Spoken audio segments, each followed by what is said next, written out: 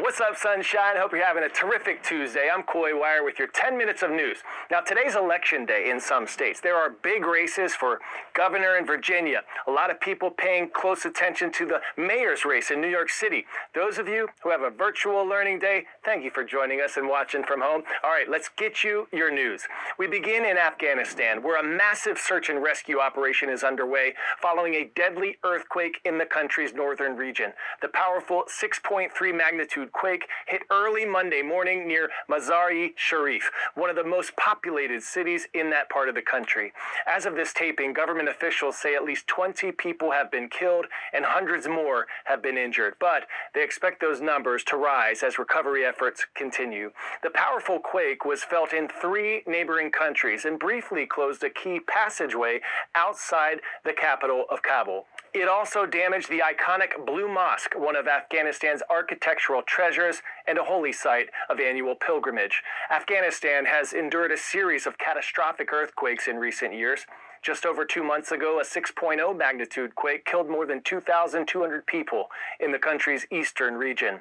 Afghanistan lies at the collision boundary of 2 huge tectonic plates, the Indian plate, which moves northward, and the Eurasian plate, which has been mostly stable. Pop quiz, hot shot. The Adriatic Sea is known for its unusually high what compared to most seas? Salinity, or salt content, clarity, tides, or depth. If you said clarity, clearly you know your stuff. Unlike most seas, which are bordered by muddy river deltas, much of the Adriatic coastline is rocky and limestone-based. This means less soil erosion and sediment runoff, so the water stays clear.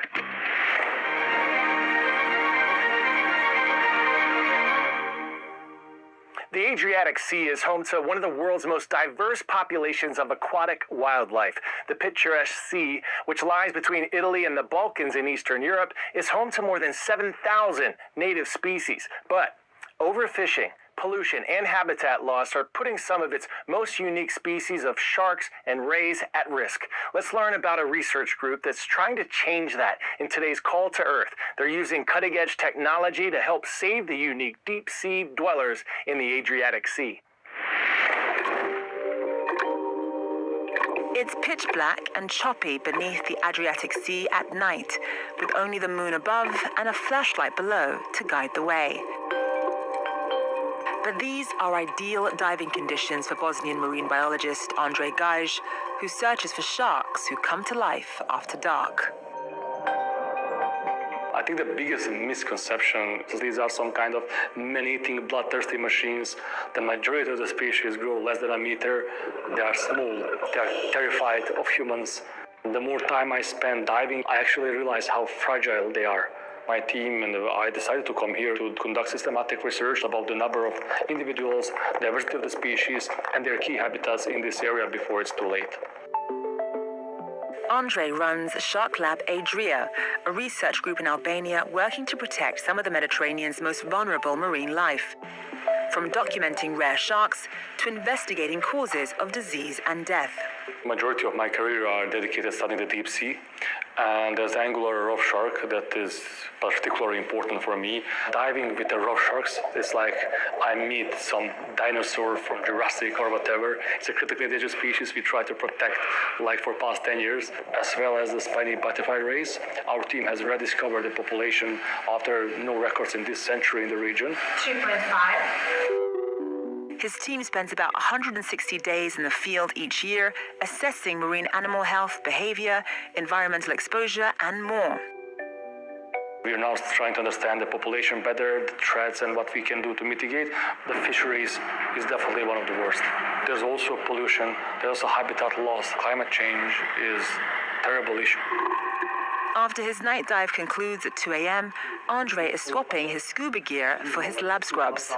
He will work through the night with his team, analyzing bycatch donated by a local fishery just hours earlier. This is a small juvenile. We process a large amount of samples, unfortunately, that are always retrieved dead by the trawlers. Without their support, we won't be able to actually do this scientific research. Shark Lab Adria also runs an on-site rehabilitation program where marine life are cared for and monitored before being released back into the wild. We have a lot of shark skater race coming to rehabilitation after being landed or retrieved alive. And most commonly, we work with severe traumatic fractures caused by the poor handling and the hooking. Alongside his research, Andre works aboard commercial trawlers, collecting data on bycatch and teaching fishermen how to safely return live animals to the sea. Being on the trawlers, it's a very eye-opening moment.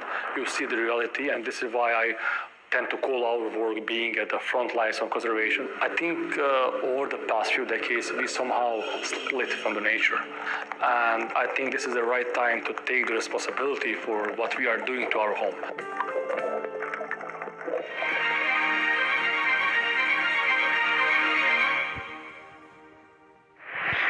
Call to Earth Day 2025 is this Thursday, November 6th, where we are embracing the theme Guard Your Green Space and urging individuals like yourselves, communities, nations to take bold collective action to protect the natural world that sustains us. Sign up at cnn.com/Call to Earth Day and share how you are guarding your green space. Have some sports news for you today. I had a chance to catch up with the newly crowned NASCAR Cup Series champ, Kyle Larson, who just won the season finale over the weekend in Phoenix.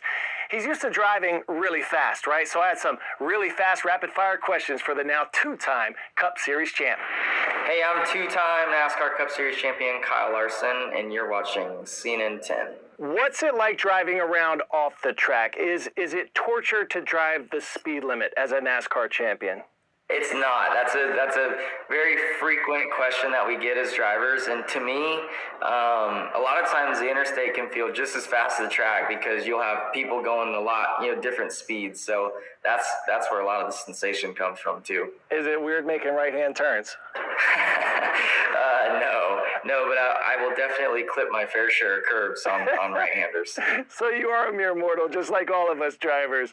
How do you feel about the driverless cars we're seeing pop up everywhere? Yeah, so the only place I really ever see it is when I'm here in Scottsdale, and I've yet to be in one, but I want to try it out. So you'd be totally fine and open to like hopping in a Waymo and relinquishing your control of the vehicle? As I've been in Arizona here, I've not seen one, stacked up in a telephone pole, so I think I could trust it. Finally, all you've been through, all you've overcome, all you're doing, what's some advice you would give your younger self and all the next generation out there? What would you say to them?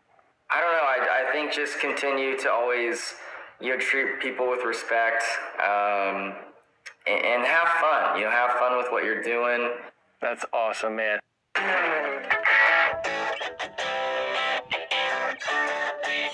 Today's story getting a 10 out of 10. Hey, shouldn't you be judging LA, La Migra?